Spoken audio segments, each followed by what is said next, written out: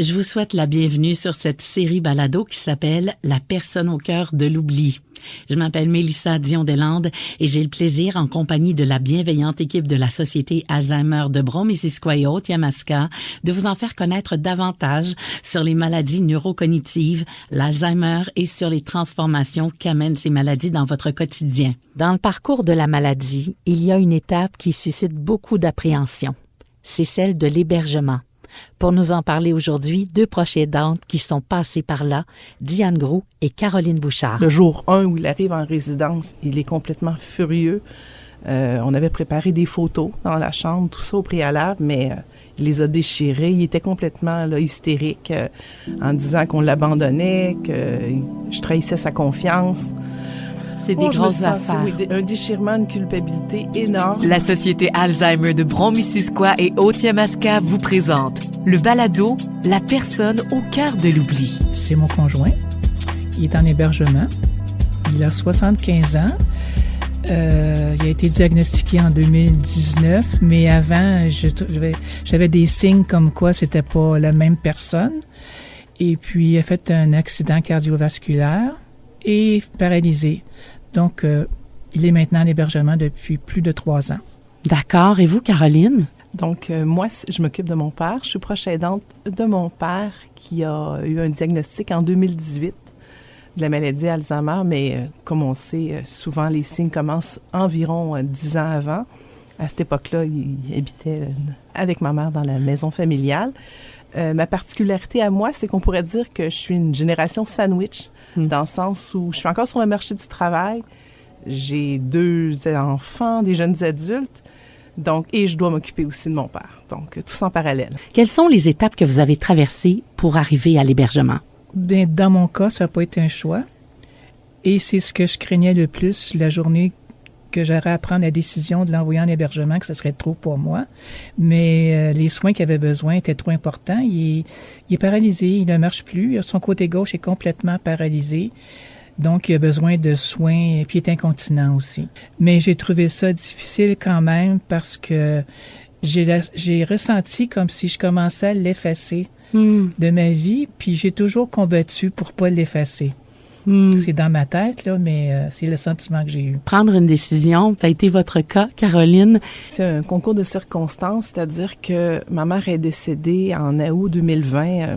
Malheureusement, ça arrive aussi aux proches aidants qui s'oublient, qui s'occupent beaucoup, qui donnent tous les soins à la personne atteinte. Mais bon, bref, ma mère est décédée et rapidement, je me suis installée avec mon père au sein de la maison familiale.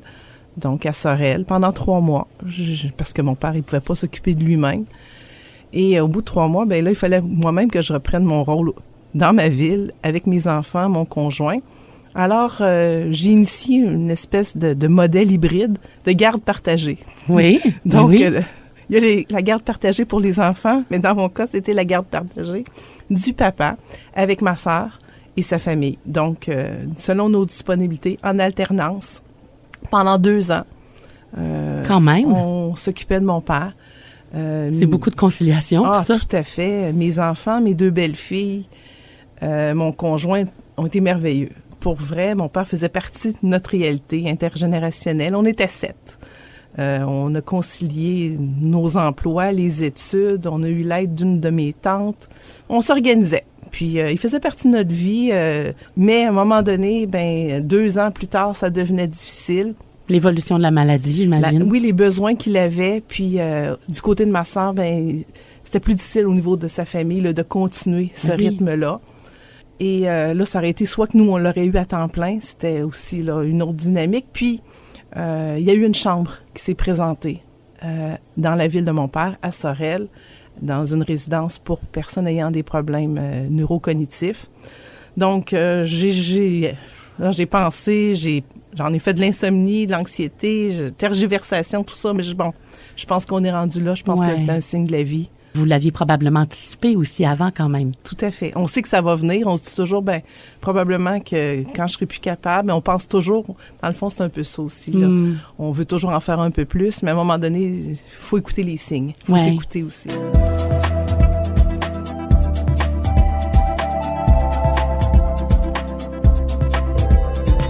C'est quoi les sentiments que vous avez eus à partir du moment où ils étaient là, puis que vous retourniez à la maison, puis que...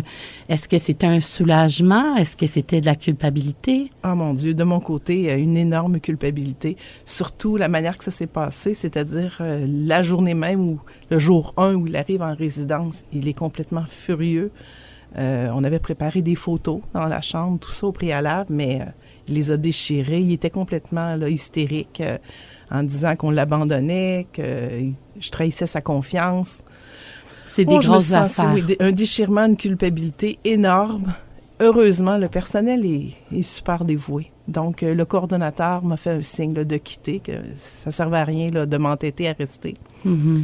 Et lui, le coordonnateur a pris mon père, lui a fait visiter les lieux. Donc, mon père, étant très poli avec les étrangers, ça s'est bien passé. Ouais.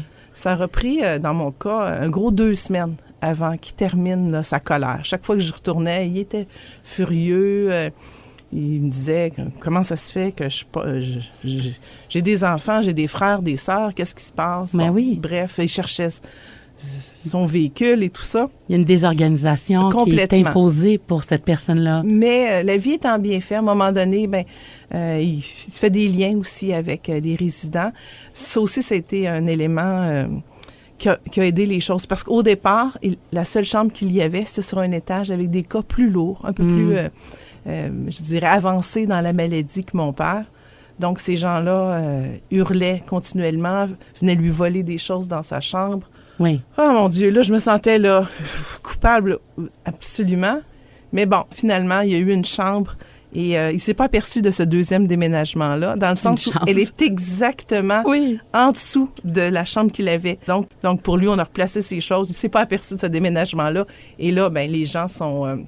les personnes atteintes sont au même niveau que lui. Oui. Il y a beaucoup d'activités et tout de ça. Stimulation. Donc, ça se passe très bien. Oui, exact. À écouter mes invités, je comprends pourquoi une personne proche aidante devient fatiguée. C'est en réalité toujours des montagnes russes d'émotions.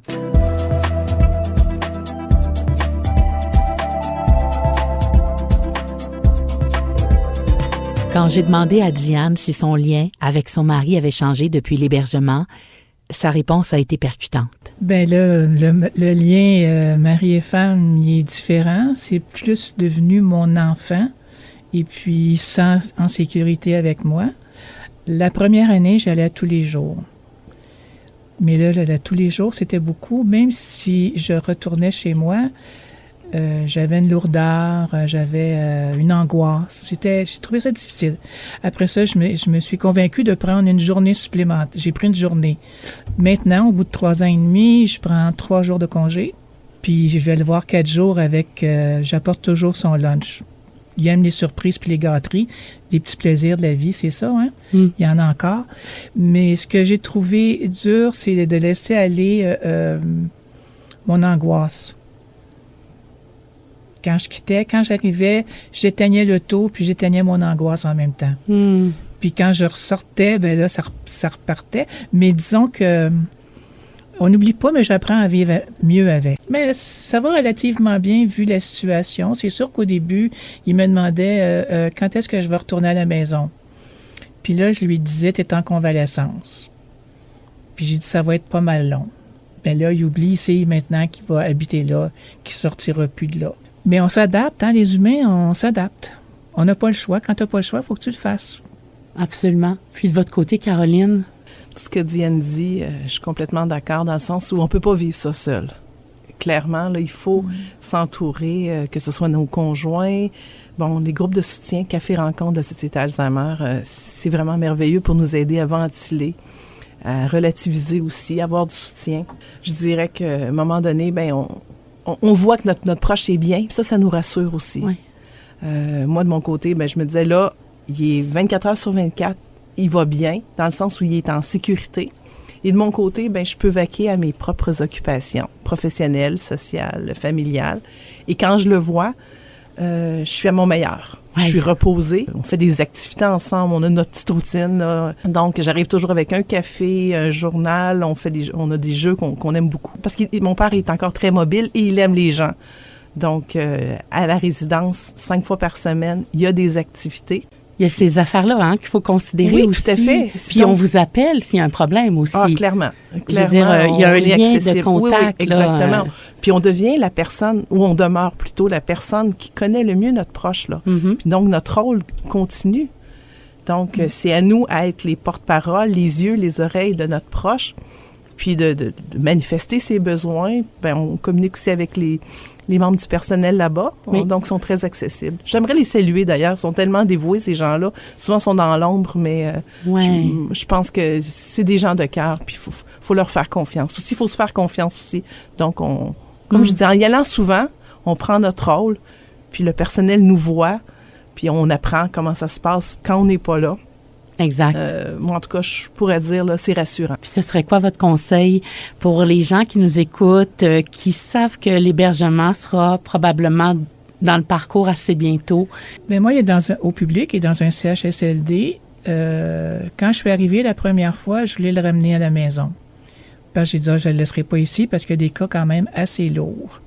Puis au cours de 3 dernières années, j'en ai vu défiler des employés et puis c'est impressionnant d'avoir autant d'empathie et de sympathie pour des gens, des étrangers qui ont des besoins spéciaux. En tout cas, moi, mon expérience est très, très positive. Ils sont pleins d'attention pour lui. Vraiment, là, vraiment. Merci. Caroline, pour vous? Ah, j'abonde dans le même sens. C'est vraiment des gens dévoués. Mais mon conseil, ce serait d'écouter notre 6e sens, de se faire confiance. Oui, il n'habite plus avec nous, mais on est partie prenante et d'être là pour les réunions cliniques, les plans d'intervention, peu importe, de prendre notre place. La place qu'on veut, on l'a, puis c'est clair que c'est respecté et c'est apprécié. Moi, je vous dirais que le personnel apprécie de nous voir. On fait partie de l'équipe, de l'équation. C'est tellement bien dit. Merci beaucoup à vous deux pour Merci. votre partage. Merci. Merci beaucoup. Merci à Diane et à Caroline d'avoir partagé avec cette vision de la proche aidance leur expérience concernant l'hébergement de leurs proches.